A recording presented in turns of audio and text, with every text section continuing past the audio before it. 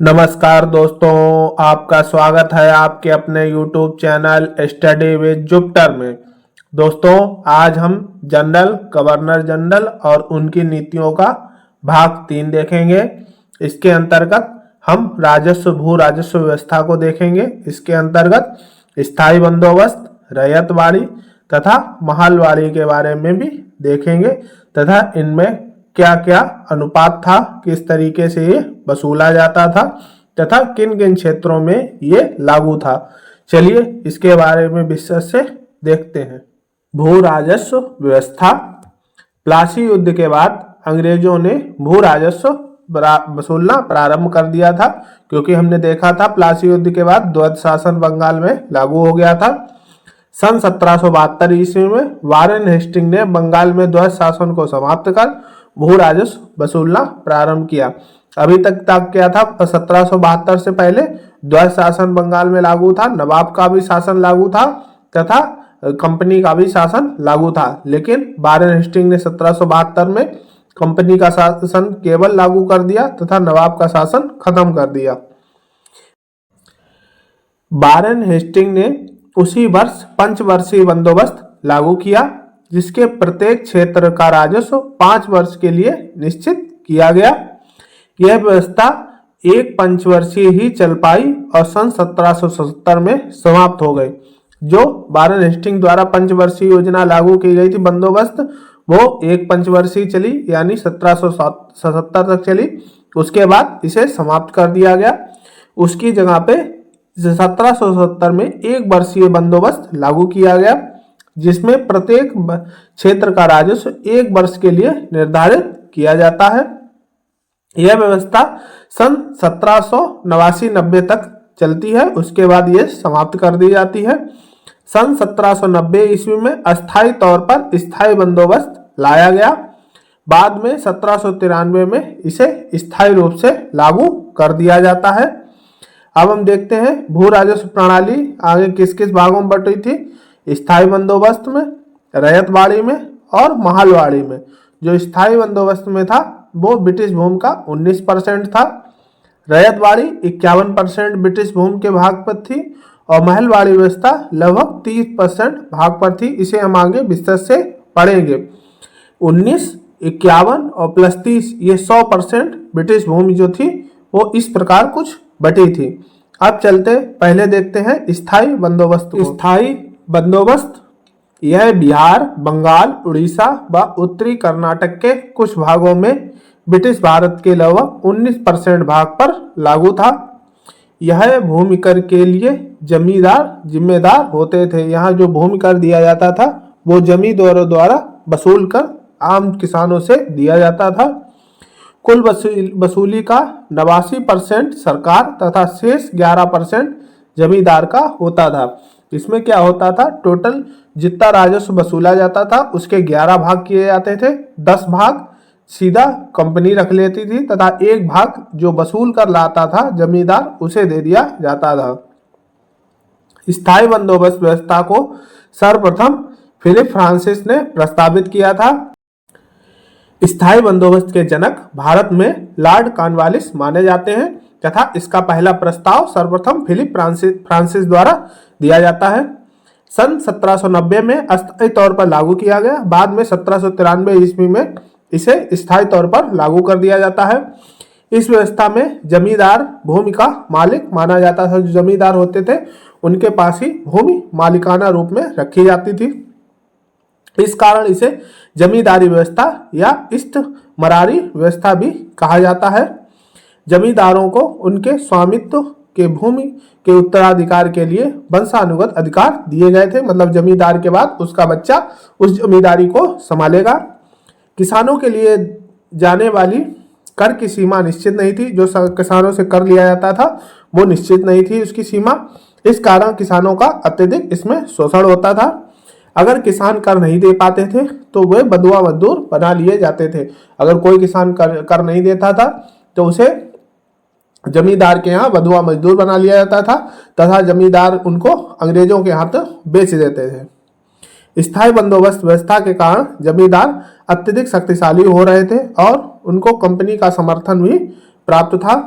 British east India company को एक निश्चित आय प्राप्त होती थी। स्थायी बंदोबस्त में क्या था, जमींदार तो अच्छी खासी आय ले रहे थे जितना मन हो रहा था, लेकिन ब्रिटिश ईस्ट इंडिया कंपनी जो निर्धारित कर किया था उसे एक निश्चित सीमा ही दी जा रही थी। चलिए इसके बारे में और आगे देखते हैं। यह जमींदार निश्चित तिथि तक कंपनी को लगान नहीं दे पाते थे तो उनका सूर्यास्त कानून लगा दिया जाता था। जो जमींदार होते थे वो अगर निश्चित तिथि तक जो कंपनी को लगान नहीं देते थे तो उन पर सूर्यास्त कानून लगा दिया जाता था। सूर्यास्त कानून एक निश्चित तिथि तक कंपनी को लगान नहीं दे पाने के कारण सूर्यास्त के बाद उस जमीन का अधिकार छीनकर दूसरे जमींदार को दे दिया जाता था तथा उसे ही उसका मालिक बना दिया जाता था कंपनी द्वारा। यह था सूर्यास्त कानून। सूर्यास्त कानून की चपेट में आए जमींदार बिहार के बाबू कुंवर सिंह थे, जिन्होंने 1857 की क्रांति में इसी कारण से भाग लिया था। जो बाबू कुंवर सिंह थे उनकी जमींदारी छीन ली गई थी अंग्रेजों द्वारा, इसी कारण से ये 1857 की क्रांति में भाग लेते हैं। 1857 की क्रांति के फेल होने का मेन कारण ये भी था क्योंकि सब अपने स्वार्थ के कारण ही क्रांति में उतरे थे, देश हित में ना उतरे थे। इसी कारण से 1857 की क्रांति फेल हुई थी। इसे हम आगे से विस्तार से पढ़ेंगे। अब चित्र के माध्यम से देखते हैं कंपनी तथा जमींदार का भाग। ये आप देख सकते हैं कंपनी का भाग, ये दिखाया गया है जमींदार का भाग। इसमें आप देख सकते हैं 10 बोरी ये कंपनी को प्राप्त होंगी जो कर वसूला जाएगा। इसमें आप देख सकते हैं ये 10 बोरी है और 1 बोरी जमींदार को दिया जाएगा। ये थी कुछ कर व्यवस्था। अब चित्र के माध्यम से देखते हैं किन क्षेत्रों पे ये लागू थी। ये आप देख सकते हैं चित्र में स्थायी बंदोबस्त व्यवस्था को। ये आप देख सकते हैं बंगाल, बिहार, उड़ीसा, उत्तर प्रदेश का कुछ भाग ये छोटा सा लगा हुआ किनारी वाला, ठीक है। उसके बाद पूरा बिहार आप, और ये आप देख सकते हैं उत्तरी कर्नाटक, ये कर्नाटक क्षेत्र कहा जाता था। जब हमने युद्ध में पढ़ा था मैसूर युद्ध में कर्नाटक वाला क्षेत्र, तो ये कर्नाटक क्षेत्र था उस टाइम पे। तो यहाँ पे कर्नाटक के क्षेत्र में भी कुछ भागों पे था। मेन तौर पे आप ये समझिए चावल वाले क्षेत्रों में ये स्थायी बंदोबस्त लागू था। जहां पर चावल बहुतायत मात्रा में होता था उन क्षेत्रों में ये स्थायी बंदोबस्त अंग्रेजों ने अपने क्षेत्रों में लागू किया था। ये आप देख सकते हैं लॉर्ड कॉर्नवालिस, इसके द्वारा लागू कराया गया था। चलिए आगे दूसरी व्यवस्था को, अगली व्यवस्था को हम देखते हैं जिसमें आती है रैयतवाड़ी व्यवस्था। रैयत शब्द की उत्पत्ति रियाया शब्द से हुई है जो मुगल काल में जनता के लिए प्रयुक्त किया जाता था। मुगल काल में जनता को रियाया कहा जाता था तथा रियाया से ही रैयत शब्द उत्पन्न हुआ है। रैयत शब्द का अर्थ होता है किसान। रैयतवाड़ी व्यवस्था कुल ब्रिटिश भारत के लगभग 51% भाग पर लागू थी। यह व्यवस्था के अंतर्गत सीधे किसान से कर वसूला जाता था तथा किसान भूमि का मालिक होता था। इस व्यवस्था के जनक कर्नल रीड और थॉमस मुनरो थे। प्रारंभ में सन 1792 ईस्वी में परीक्षण के तौर पर इसे 12 महल, ये मद्रास में एक जगह है 12 महल, वहां पर इसे लागू किया जाता है। बाद में सन 1820 में इसे पूरे मद्रास में लागू किया गया और इसके गवर्नर थॉमस मुनरो नियुक्त किए जाते हैं।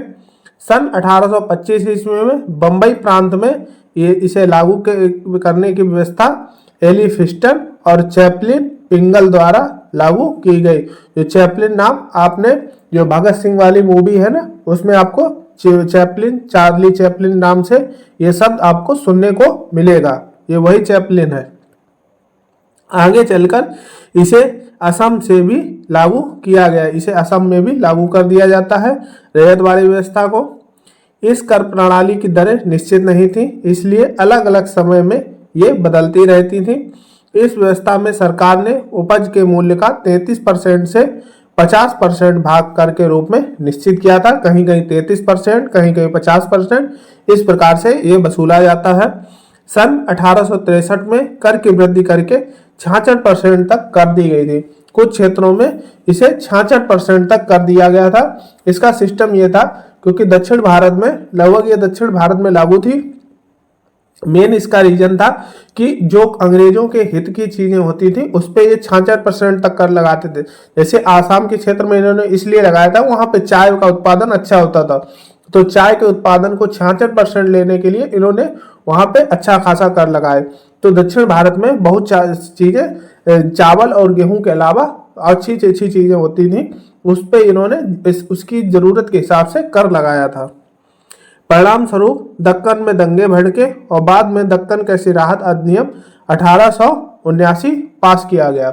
इस प्रकार से ये आगे इसके बारे में, इस व्यवस्था में भू राजस्व वसूली का कार्य सरकारी कर्मचारी करते थे। जो सरकारी कर्मचारी होते थे वो इस व्यवस्था को देखते थे। इस व्यवस्था में साहूकारों को जन्म दिया जो ब्याज पे पैसे देकर किसानों का शोषण करते थे, क्योंकि इसमें बीच में किसी का जरूरत थी नहीं, तो किसानों का शोषण सीधे सरकार द्वारा किया जाता था। तो किसानों को जो जरूरत होती थी तो साहूकार क्या करते थे, उन्हें पैसा ब्याज पे देते थे, फिर उनसे ब्याज लेते थे तथा पैसा भी लेते थे। इस प्रकार से साहूकारों को जन्म इस व्यवस्था के द्वारा मिला। आप देख सकते हैं चित्र में कंपनी का भाग, इधर किसान का भाग दिखाया गया है। जो अच्छे उपयोगी अनाज नहीं थे उन पे 33% किया गया, 33% कंपनी लेगी तथा 66% बाकी का किसान ले जाएगा। बाकी कुछ भागों में 50% कर दिया गया था, आधा कंपनी ले जाएगी, आधा किसान ले जाएगा। तथा कुछ भागों में बाद में हमने देखा था उसे 66% कंपनी ने कर दिया तथा जो बचा हुआ 33% लगभग होता है वो किसान को दे दिया जाता था। इस प्रकार से इनकी ये नीति थी रैयतवाड़ी व्यवस्था में। अब चित्र के माध्यम से रैयतवाड़ी व्यवस्था को अच्छे से आप चित्र में देख सकते हैं। ये पहले हम देख चुके हैं, इससे पहले स्थायी बंदोबस्त, उसके बाद अब चल रहा है रैयतवाड़ी व्यवस्था।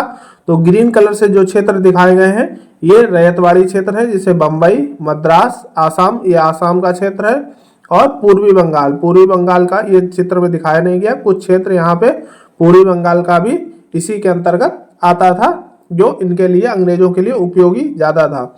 ये आप देख सकते हैं, ये जो हरा हरा क्षेत्र दिखाया गया है ये रैयतवाड़ी के अंतर्गत आता था। ये रहे थॉमस मुनरो, जिन्होंने इसको विशेष तौर पर लागू करवाया तथा इसके गवर्नर बने थे रैयतवाड़ी व्यवस्था के। चलिए अगली व्यवस्था को देखते हैं। अगली व्यवस्था है हमारी महलवाड़ी व्यवस्था। महलवाड़ी व्यवस्था कुल ब्रिटिश भारत के लगभग 30% भाग पर लागू थी। इस महल का अर्थ होता है गांव। इस व्यवस्था में कर किसी एक किसान पर न लगकर पूरे गांव पर लगाया जाता था। जो पूरे गांव का एक मुखिया बनाया जाता था, उससे कर वसूला जाता था। पूरे गांव के ऊपर कर निर्धारित किया जाता था भूमि के हिसाब से। महलवाड़ी व्यवस्था संयुक्त प्रांत, जिसे उत्तर प्रदेश आज कहते हैं, मध्य प्रांत है उसे आज मध्य प्रदेश कहते हैं, पंजाब पर ये लागू की गई थी। मेन रूप से आप कह सकते हैं गेहूं वाले क्षेत्रों पे ये लागू की गई थी। इस व्यवस्था के अंतर्गत कर वसूलने का अधिकार गांव के मुखिया के पास होता था। इस व्यवस्था से लंबरदार बने। इसमें क्या हुआ, जो मुखिया होते थे या उसमें जो लंबरदार की उत्पत्ति हुई, उसका सिस्टम ये था कि जो किसान अच्छे से कर नहीं दे पाते थे वो क्या करते थे, मुखिया लोग अपने नाम जमीन उनकी कर लेते थे तथा उसका मालिकाना हक अपने पास ले लेते थे। इसीलिए उन्हें लंबरदार कहा गया। उनके पास बहुत सारी भूमि इकट्ठा होने लगी थी। इस व्यवस्था में किसान भूमि का मालिक होता था तथा वह अपनी भूमि बेच व गिरवी रख सकता था। जो हमने बताया था, लंबरदारों के पास ये बेच देते थे और गिरवी रख देते थे। इस तरीके से लंबरदारों की उत्पत्ति यहाँ पे होती है। महलवाड़ी व्यवस्था में साहूकारों और सूदखोरों का भी जन्म हुआ। इसमें क्या हुआ, जो किसान बेचते या गिरवी नहीं रखते थे वो ब्याज पे पैसा लेके कर चुकाते थे तथा उनसे ब्याज भी बढ़ता था। बाद में बढ़कर उस जमीन को बेच देते थे या गिरवी रख देते थे। इस व्यवस्था को सन 1819 में हार्ट मैकेंजी द्वारा प्रारंभ किया गया था, परंतु सन 1822 में इसे कानूनी रूप प्रदान किया गया। 1819 में इसको लागू नहीं किया गया था, मतलब प्रारंभ किया गया था, लेकिन 1822 में इसे कानूनी रूप करके लागू कर दिया जाता है। सन 1833 में बेंटिंग के समय महलवाड़ी व्यवस्था में कुछ परिवर्तन मार्टिन बर्ड द्वारा किए जाते हैं। मार्टिन बर्ड को उत्तर भारत की भूमि व्यवस्था का संस्थापक माना जाता है। जो मार्टिन बर्ड है इन्हें उत्तर भारत की भूमि कर व्यवस्था का संस्थापक माना जाता है। इसी क्रम में आगे देखते हैं। भू राजस्व की दरें ज्यादा थी क्योंकि ये गेहूं का क्षेत्र था और गेहूं एक उपयोगी चीज थी, इसलिए यहाँ पे दरें सबसे ज्यादा रखी गई थी।